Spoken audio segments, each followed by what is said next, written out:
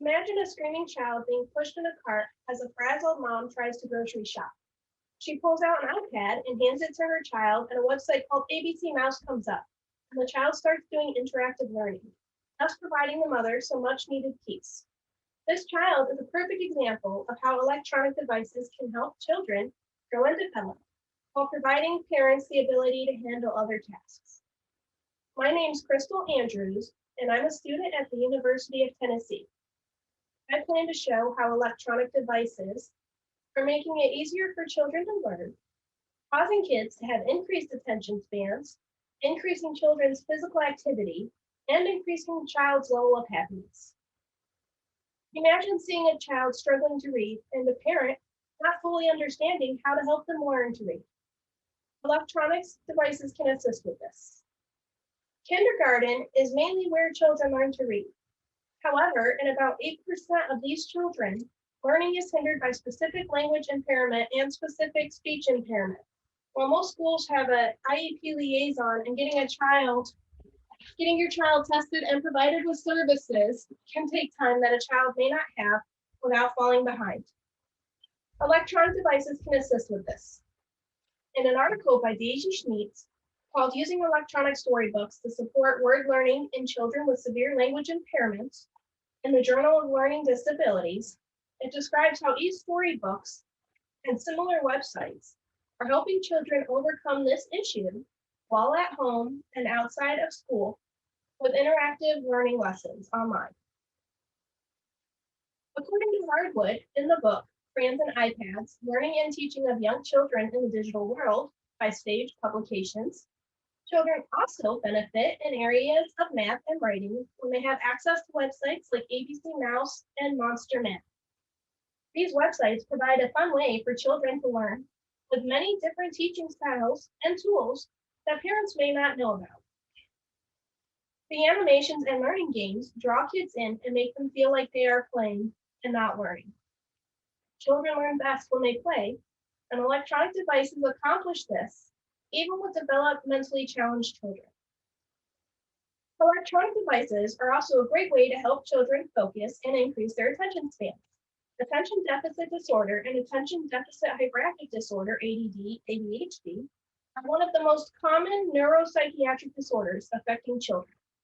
1 in 10 children are diagnosed with ADD or ADHD in the US and the world today. As a mother with kids who suffer from ADHD, it can be very hard to manage. Olivia Rosa states in her article, Effects of Computerized Cognitive Training has add-on treatment to stimulants in ADHD, a pilot MRI study in the Journal of Brain and Imaging Behavior, that by imaging children with ADHD and ADD brains using electronic devices for games or books, the brain areas indicating attention span and memory lit up more efficiently. The children were also able to sit stiller in the MRI and retain more of what was going on around them. Electronic devices allow children with ADHD and ADD to focus more efficiently by giving them more than one form of stimuli to focus on at a time, which engages more of their brain. Not only is being able to concentrate and focus important for our children, so is physical activity. Obesity has become a major issue in children and adults throughout the USA and the world. This is leading to more health problems. While most blame electronic devices and applications, these items can actually help with this issue. Games like Pokemon Go require users to walk around outside and explore the world around them to gain experience, Pokemon, and levels. Gyms and raids make users walk to landmarks and museums for a chance to catch rare Pokemon. This is forcing children into the sun. Alessandro Gabbiadini states in his article, Does Pokemon Go lead to a more physically active lifestyle? In the journal Computers and Human Behaviors, that out of 981 people surveyed, 40% stated they play Pokemon Go, while 21% of that stated they play very often and frequently.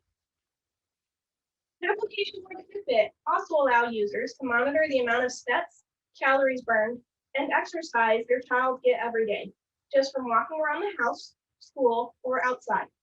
This allows parents to see how active they are and encourages kids to be more active to earn trophies and virtual medals.